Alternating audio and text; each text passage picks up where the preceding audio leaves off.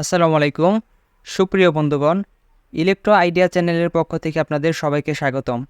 আপনাদের মাঝে আরেকটি নতুন ভিডিও নিয়ে উপস্থিত হলাম। আপনারা অনেকেই প্রশ্ন করে থাকেন, সোলার ব্যাটারি কত ভোল্ট হলে ফুল চার্জ হবে, অথবা সোলার চার্জ কন্ট্রোলারে কত ভোল্ট দেখালে ব্যাটারি ফুল চার্জ অবস্থায় থাকবে। তো আজকের ভিডিওতে আমি এই বিষয়টা ক্লিয়ার করার চেষ্টা করব।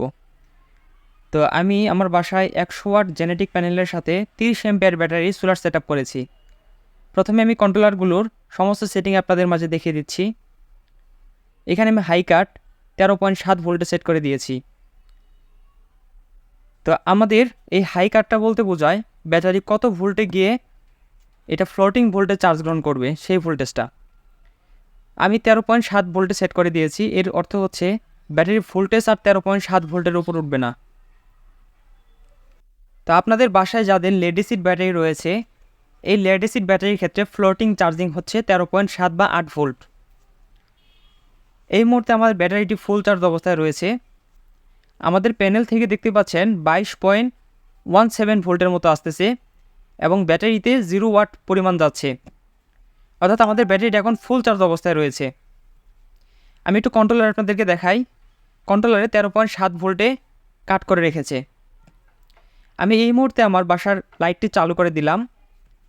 লাইট অবস্থায় দেখতে পাচ্ছেন ভোল্টেজ ঠিক 13.7 বা 8-এর মধ্যে রয়েছে, অর্থাৎ আমাদের লাইটটি জ্বালানোর জন্য যে ওয়াটটি প্রয়োজন পড়তেছে সেটি আমাদের সোলার প্যানেল সংগ্রহ করতেছে। এখানেই আপনারা একটা ভুল করে থাকেন সোলার সেটআপের ক্ষেত্রে। আপনারা দিনেও লোড ব্যবহার করবেন, আবার রাত্রেও লোড ব্যবহার করবেন, এরকম একটি সেটআপ করে থাকেন। দেখা যায় দিনের বেলা আবহাওয়াটা খারাপ থাকে, সেই ক্ষেত্রে আপনারা দিনের বেলায় লোডগুলো ব্যবহার করেন, ব্যাটারির 30 বা 40% চার্জ শেষ হয়ে যায়, রাতের ক্ষেত্রে আবার তেমন একটা ভালো ব্যাকআপ পান না।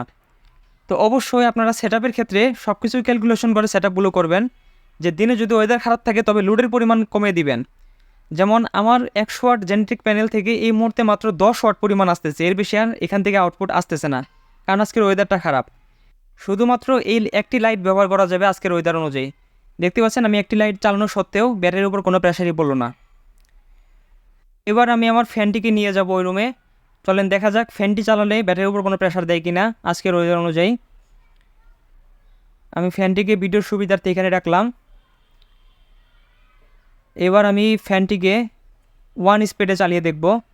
তার আগে আমি আপনাদেরকে ওয়েদারটা দেখাই। একদম মেঘলা ওয়েদার, দেখতে পাচ্ছেন গড়ি গড়ি বৃষ্টি হচ্ছে। এই ওয়েদারে যত ভালো প্যানেলই হোক খুব একটা ভালো রকম এম্পিয়ার প্রোভাইড করতে পারবে না। চলেন এবার আমরা ফ্যানটিকে চালিয়ে দেখাবো আপনাদেরকে। আমি ফ্যানটিকে প্রথমে 1 স্পিডে চালিয়ে দিলাম। এই মুহূর্তে 1 স্পিডে দেওয়া সত্ত্বেও ফ্যানটি 1 স্পিডের তুলনায় একটু বেশি জোরেই করতেছে আমার কাছে মনে হচ্ছে, কারণ ব্যাটারি ভোল্টেজটা অনেক বেশি, এখন 13-এর উপরে রয়েছে, যার কারণে একটু বেশি জোরেই করতেছে। যাই হোক, দেখতে পাচ্ছেন আপনাদের ভোল্টেজটা ড্রপ করে 13.2 ভোল্টে চলে এসেছে, 13.7 থেকে 13.2 ভোল্টে। আমি আপনাদেরকে এখন 2 স্পিডে চালিয়ে দেখাচ্ছি।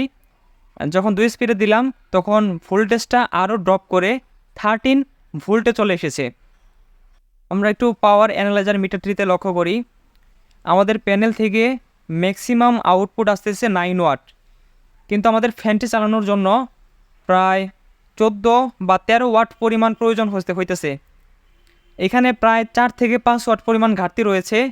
সেই ঘাটতি পূরণের জন্য ব্যাটারির উপর প্রেশার দিচ্ছে। ধরেন আমাদের এই ফ্যানটি চালানোর জন্য 15 ওয়াট পরিমাণ প্রয়োজন, আমাদের প্যানেল থেকে ম্যাক্সিমাম আসতেছে 9 ওয়াট, বাকি 6 ওয়াটের যে ঘাটতি রয়েছে সেটি ব্যাটারি থেকে প্রোভাইড হচ্ছে।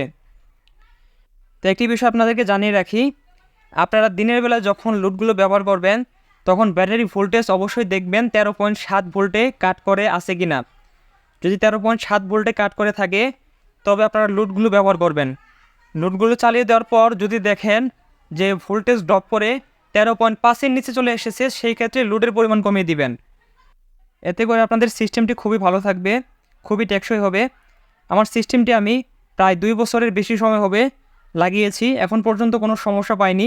ব্যাটারি কন্ডিশন একদম নতুনের মতো রয়েছে। ভিডিওটি আমি আর বেশি লম্বা করব না। যদি আমার চ্যানেলের ভিডিওগুলো আপনাদের ভালো লেগে থাকে তবে চ্যানেলটিকে অবশ্যই সাবস্ক্রাইব করে পাশে থাকবেন।